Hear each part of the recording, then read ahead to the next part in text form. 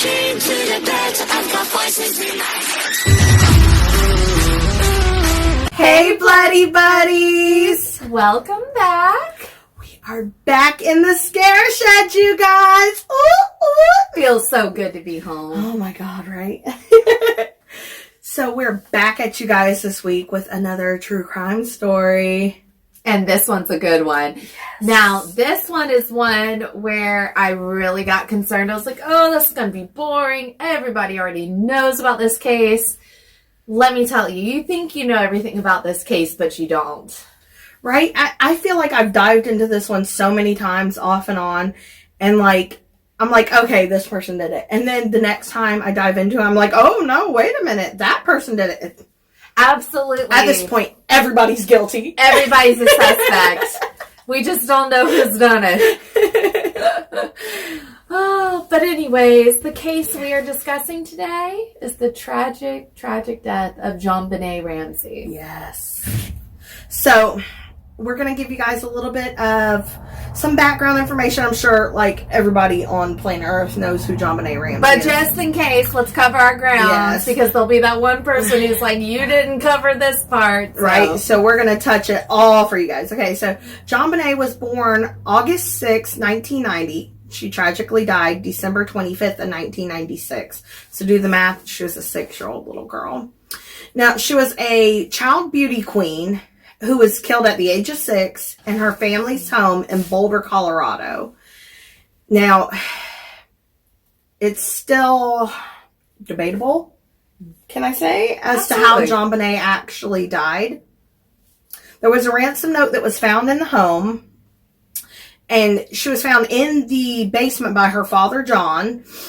She had been dead at that point for around 8 hours. This was at the point of her being, of them notifying everybody that she was reported missing. Right. So, I mean, really and honestly, we're not entirely sure. No, but we're going off what the statements were by the witnesses, of course. Now, after the autopsy, it was said that she died from strangulation. Mm-hmm. She had a broken skull, and a garrote was found tied around her neck. So if you guys don't know what a garrote is. Because I didn't. It's basically they had a rope around her neck. And they used a stick or a lot of times, a lot of people like John Wayne Gacy. Yes, one of my favorites. He used a hammer. Yes. The stick from a hammer. And they use it to tighten the rope tighter than the human hand can get it. So... Right. That's awful. It's really messed up, and I never knew that specific detail, and that just really bothered me. It really stuck with me as a little... I couldn't imagine doing that to a little child. I know, I can't imagine doing that to anybody, but especially I got a few people on that list. Now, like I said, the autopsy report did confirm that the cause of death was asphyxia by strangulation, and the case still remains open and unsolved with the Boulder police. So, which is interesting to know that it's still open. I thought at this point they had just left it as a cold case. So I was actually kind of excited to hear that it's still open, and kind of gives me high hopes that eventually some sort of justice will be done. Well, and if you do the math, that was 96 to 2006, 2016. That's 20, almost 25 years. That's right. It's been a long time. Yeah. So I think JonBenet deserves some justice. Yes. So we are definitely going to dive into this one, you guys. So let's get into it, shall we? Now that we know the whole recap of the story, there's a ransom, there's a poor little girl. All right, we're ready. Let's do this. You guys buckle in. So we got a couple of things typed up just to make sure we give all the accurate dates, times, all that good stuff, because we're all about accuracy. So the police initially suspected that the ransom note had actually been written by her mother, and that the note and the appearance of the body had been staged by her parents, basically to cover up the crime. And they were able to confirm the note was written on paper that came from the Ramsey home. So to me, huge red flag.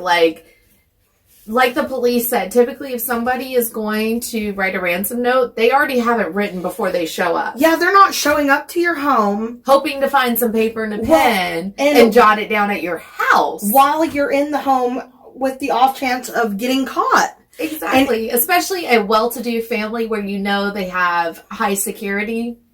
I find that very weird. Right. And it was actually determined that they used a stationery from the Ramsey home. So it wasn't just like a regular notebook. It was actually like their stationery. So it's very specific. Yeah. It's very peculiar. I found that odd. Because even if you're going to go into a home and write a ransom note, you're banking on the fact that you'll find paper in time.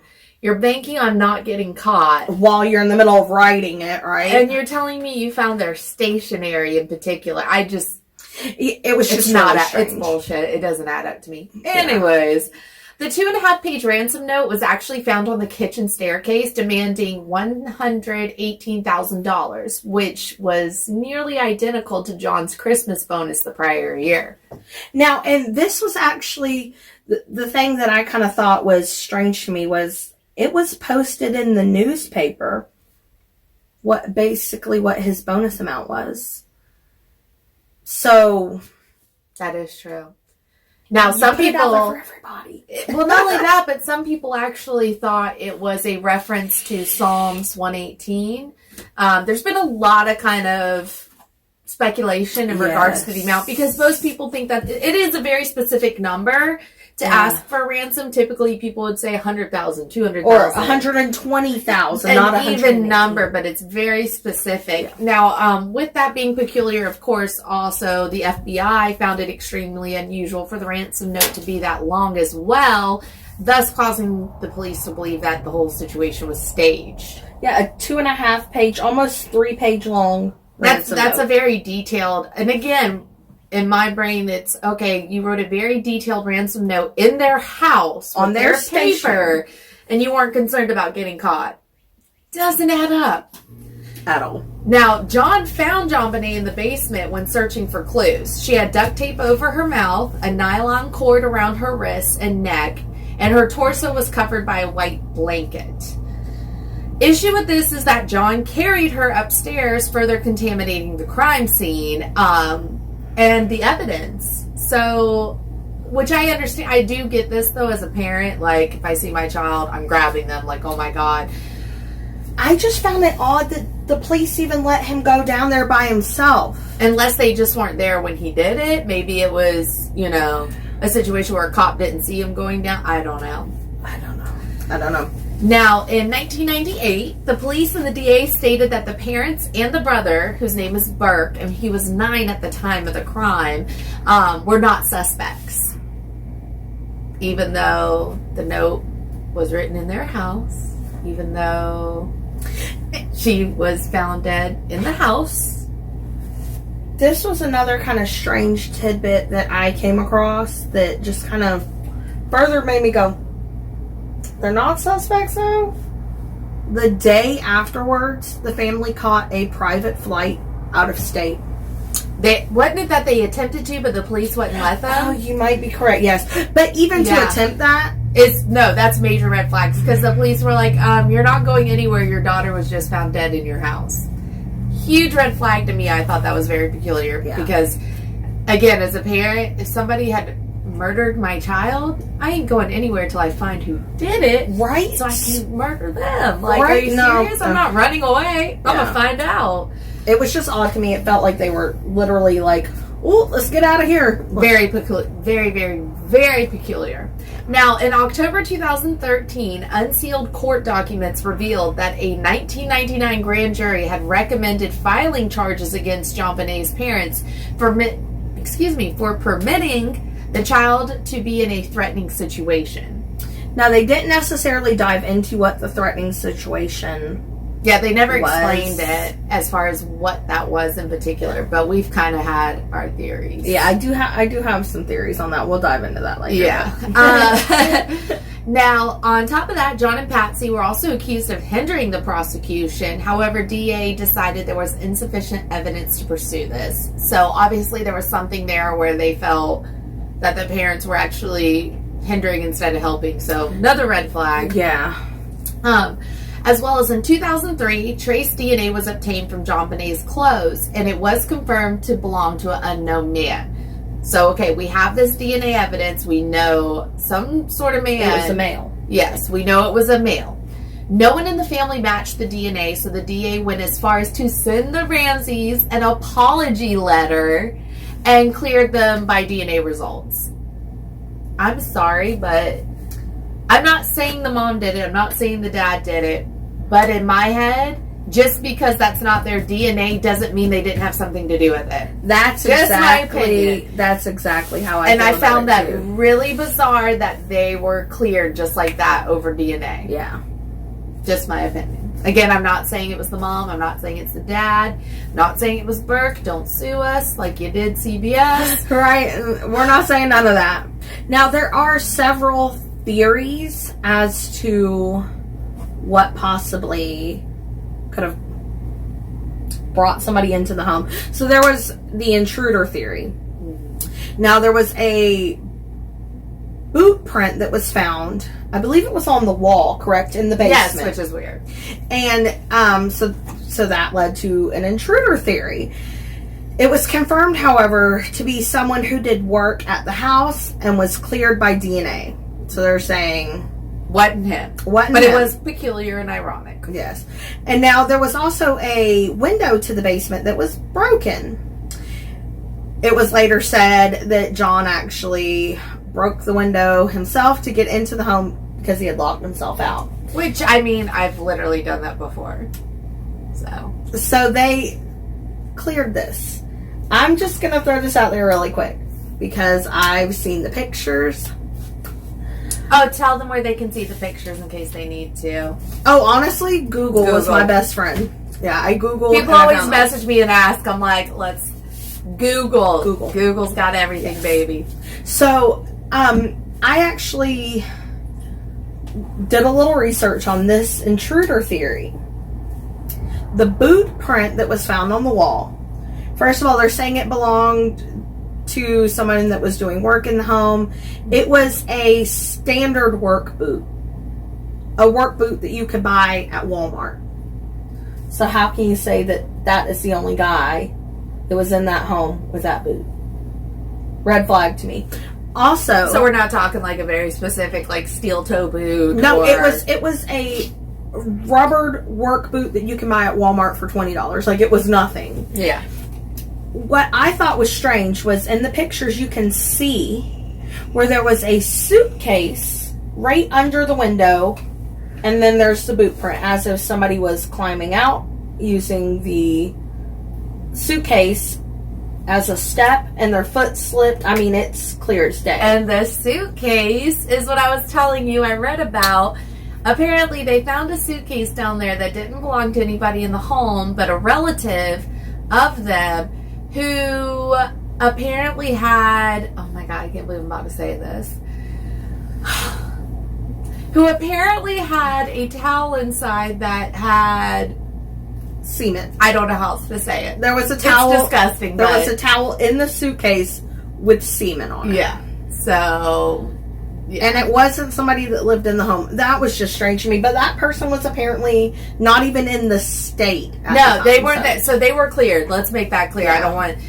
But tell me that's not bizarre. Yeah, why would that be down in your basement? That was just weird to me. Ugh. And also the broken window theory. Mm-hmm. If I'm not mistaken, and I could be wrong on this, and if I am, you guys post in the comments below, let me know if I'm wrong, because I'm just kind of going off the rip. But I believe that he was saying that he had broken the window to get in, but if I'm not mistaken, the glass was broken out. So how could you break the window to get in, but the glass is outside by you not inside?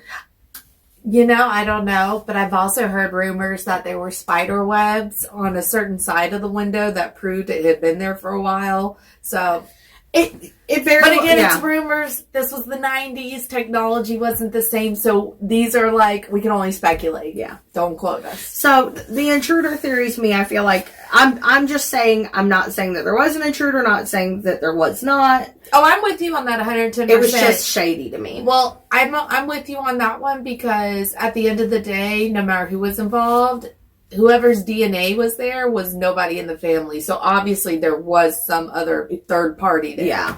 It was just weird to me. Yeah. Very so, now there was another theory about her brother Burke. Don't sue us, Burke. Right, Burke? Listen, we're not talking trash. We're just going over the theories, man. So, Burke's favorite snack in the evening was pineapple. They found crushed pineapple in her stomach. Was her brother's favorite treat. Now, Burke was interviewed. Now, we got to keep in mind at this point that Burke was only 9 years old. So, let's just keep that in mind. And that's exactly why I feel like this could either be taken as a playful 9-year-old or it could be taken as a very creepy statement. I will say most people go for the latter. Yeah. I'm just saying Burke has always kind of given me the heebie-jeebies. I'm not going to lie. Sorry. Yeah. I'm just being honest.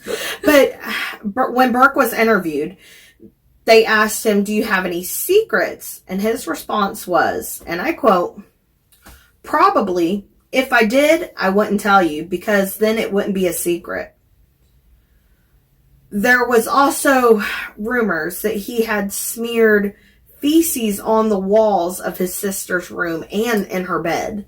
Which is disgusting. So and that's a very disturbing trait. I mean, we've all heard of toddlers doing stuff like this. We're talking a 9-year-old boy. That's a red flag right there. At that point, my child would have been in therapy. Like, why are you going after your sister's room like this? Yeah, I feel like he had some sort of jealousy issue. Resentment because she was a beauty pageant queen. Well, and I don't know, baby, I don't know if y'all have ever watched Toddlers and Tiaras, but these little beauty pageant things, they take a lot of work. So I'm sure a lot of time and attention was spent on JonBenet for these beauty pageants. Oh, absolutely. So and he was the older one. So he was at one point the only child, and then this other child comes in and is getting all the attention from these beauty pageants. Yeah. So, a couple other things we learned as well. JonBenet was also found with blood in her underwear, which was a sign of sexual abuse. Her mother had actually taken her to the doctor prior for vaginal irritation, claiming it was from a bubble bath. So, there's another red flag right there. I can't say I've ever heard of a child having issues down there from a bubble bath. Now, not to say it's not possible. I mean, if you have really sensitive skin. But then what about the blood? Yeah, that's what I was just about to say. To cause an issue where there's bleeding. I'm not buying it. Something's wrong. Y'all know what we're hinting at. We don't need to say that. Y'all know what we're saying. So now the next theory was the mother theory. There's a lot of theories that people have about the mom strangling her for wetting the bed. However, when they did interviews with Burke and like the neighbors, a lot of people said, she never spanked them, she never hit them, nothing. In fact, when they interviewed the family and everybody else, it was like a picture perfect family. Yeah. Now, there were a couple of the red flags, though. When she called 911, I thought this was really strange. I just put myself in their shoes and I think, what would I say? If I called 911, I'm saying, oh my God, my child's been kidnapped. She said, we have a kidnapping. Strange wording. Yeah. When typically somebody would be like, my daughter's been kidnapped. Like, no, she said, we have a kidnapping. Strange wording. Yeah. What I also thought was strange was typically when you call 911, you stay on the line with them until an officer shows up. She hung up on 911. Strange. They had never seen somebody ever just hang up on 911. Like, okay, bye. So, a couple red flags there with the mom. With the father, again, we said earlier, he immediately tried to hop on a plane and leave after finding out his daughter had died. He also tampered with evidence, which, again, is debatable. He could have just been passionate and upset seeing his daughter there and grabbing her. I get it. Yeah, I was just about to say, I don't know that I can speak on how a parent would react in that situation. I'll tell you right now, I'd probably not think straight and grab my child. But the plane is what bothers me. Yeah, that. Because I can tell you, as a parent, again, I would never fucking leave. I would never leave the state when my child just died. I'm going to find out who the fuck did this. Yeah, that was just very red flag to me. Bothersome. Yes. Now, in 2006, the first suspect for the case was named John Mark Carr. He was arrested in Thailand, and he admitted to assaulting and accidentally murdering JonBenet. But police soon realized that he was lying, as his DNA did not match DNA at the crime scene, as well as finding proof that he was in Georgia at the time of the crime. Now, we see this shit all the time. A lot of crimes, people will confess to something they didn't do. Yeah, this he is was not trying to jump unusual. on that bandwagon. Yeah, they're just sick fucks who I was just about to say, enjoy the that's- attention. That's sick. Oh, it's very sick, and I feel so sorry for those it hurt, but I hate to say it, but like I said, this is common. This happens all the time. Yeah. So, that happened. Now, there was another... I don't even know what to call him.